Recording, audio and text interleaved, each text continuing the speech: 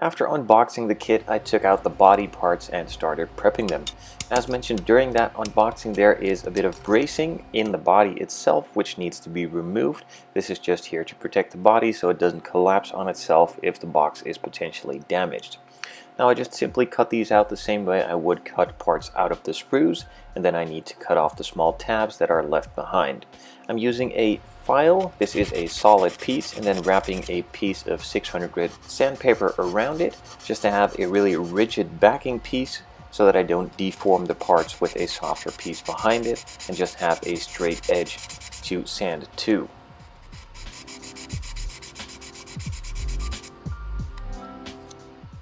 The tabs are now removed, so I could move on to the next stage, and that is marking all of the mold lines. Now these lines are of course not supposed to be there. I'm just marking them off to give myself a visual of where they actually are, and also help as a guide coat, so during the sanding process when the black marker starts to remove, the mold line itself should start to remove as well. On some of the parts, specifically the doors, there are a couple of sink marks or lower spots in the door, and I don't really want those to be there. So I took the same procedure as I do with some of these mold lines. I just mark it off with some black marker and start sanding it. Now you might wonder, these lower areas are because the part is molded on two sides, and specifically on the doors it has the door part inner detail on here as well, and that can be seen through somehow. During the molding, that just leaves a small indent, and that needs to be sanded out. Now it's easy enough, just a bit of sanding is required. You could also use some filler, but in this case it was a nice big piece with a lot of meat on it, so you could just sand it down and remove that defect.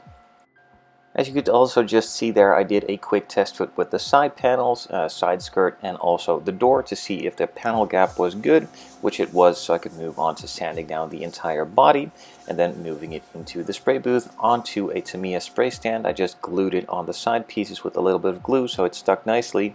Could then blow off all of the dust that might still be on there and move on to those hard to reach, easy to forget spots for the first light of coat primer, and then move on to the rest of the body as well.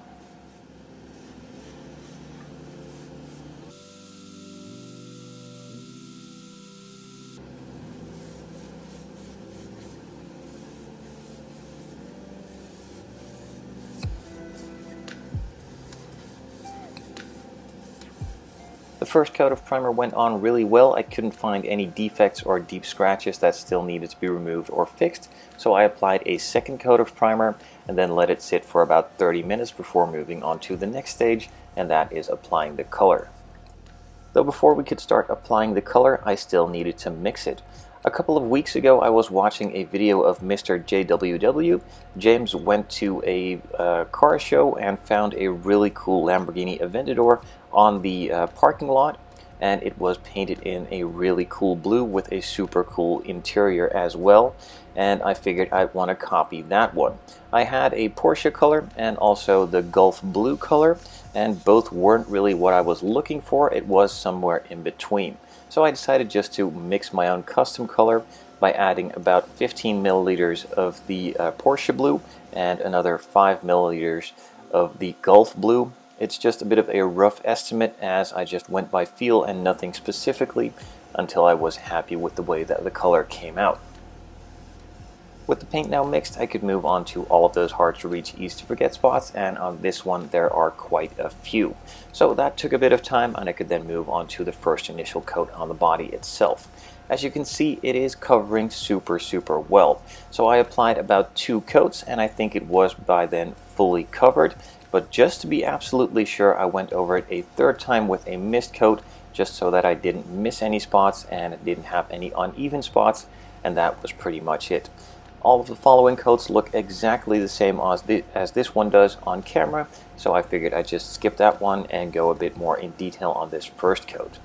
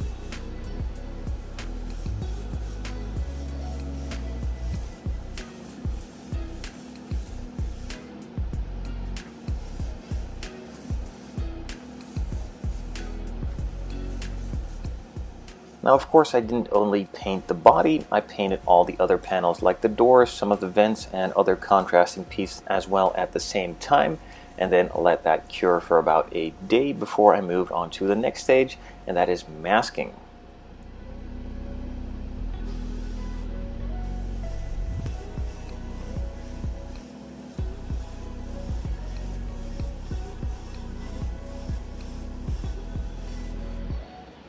With all of the body panels now painted in their blue base color, I decided to let it cure, like I said, overnight before masking off. Since I'm going to be doing a lot of masking on this one, I wanted the base coat to be properly cured before applying the masking tape and not potentially ruin it.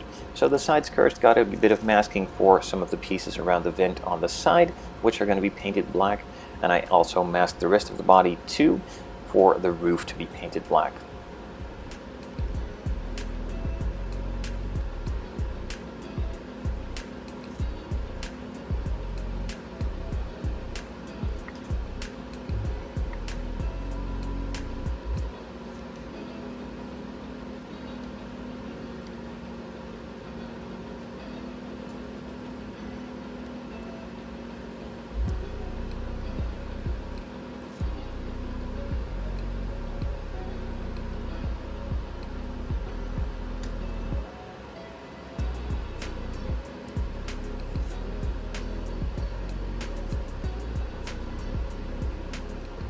Once the entire job of masking had been completed, I could move on to painting the roof and all the other parts black.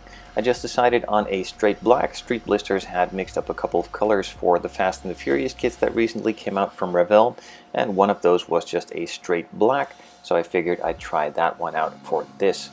Now it turns out that this paint covers extremely well. I've tried black paints in the past and they didn't really want to cover. This one pretty much covers in 1 to 2 coats, and that's it. All you need to do. You can move on to the next one. It dries super smooth and works really, really well.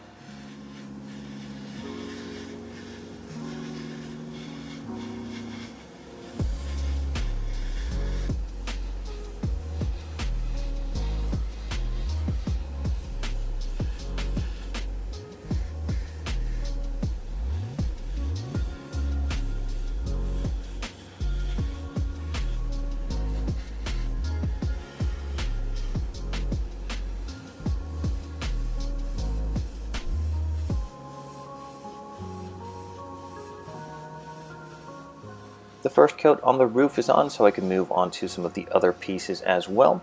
As you can see here, this is the side skirt with that vent piece. I also did all the other pieces for the roof, and I decided to do the mirrors in the same black too.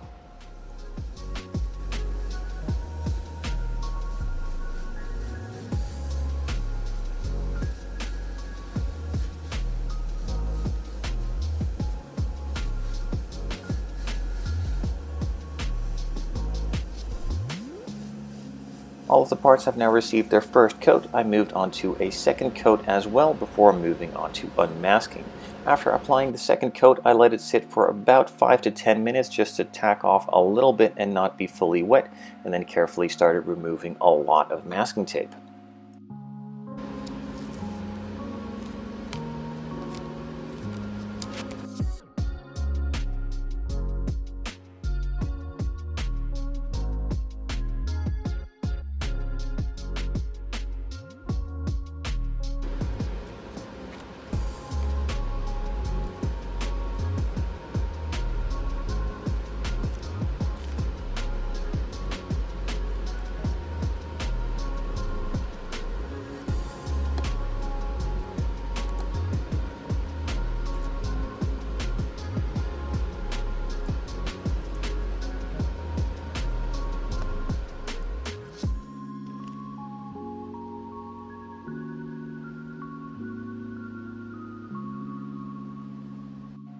All of the masking tape has been removed. There were no real imperfections to show, so I can move on to the next stage, and that is applying a couple of decals on the front and also rear and side before moving it into the spray booth again for some clear coat.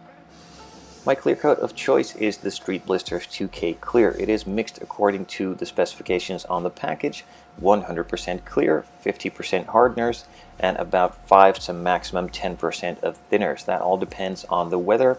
If it's a bit hotter, you might need a little less hardener and a less thinner, and if it's a bit colder, just use the specified amount of hardeners and maybe a little bit more thinners just to have it flow out a bit better. Prior to applying the first coat of clear, I'm just blowing over the entire body to remove any loose dust that might still be on there or had just fallen on there. Again, all of those hard to reach, easy to forget spots, and then the rest of the body.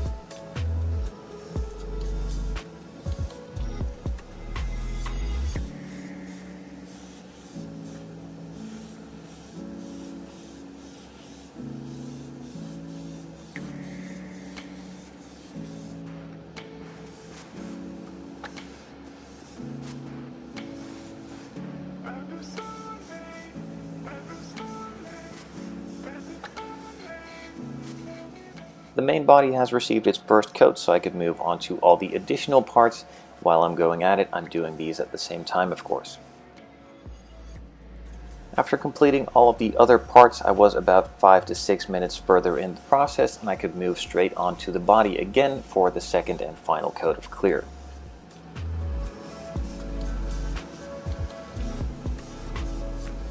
Overall, I'm really happy with the way that the body turned out. The clear coat is nice and smooth. The black roof has been applied really nicely, and all of the masked edges came out super smooth. Of course, there are a couple of small imperfections here and there, a little bit of dust. That is inevitable and will always happen. We might need to fix that in a later stage.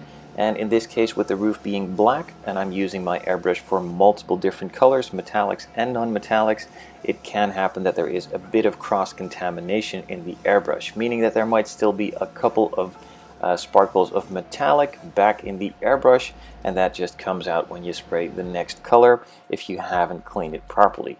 Now, in my case, that happened this time, so on the roof there are a couple of metallic dust specks in there. Not a big deal, it does look kind of cool, but it's not a full black anymore. There is a bit of metallic dust laying around, but overall it came out really, really well.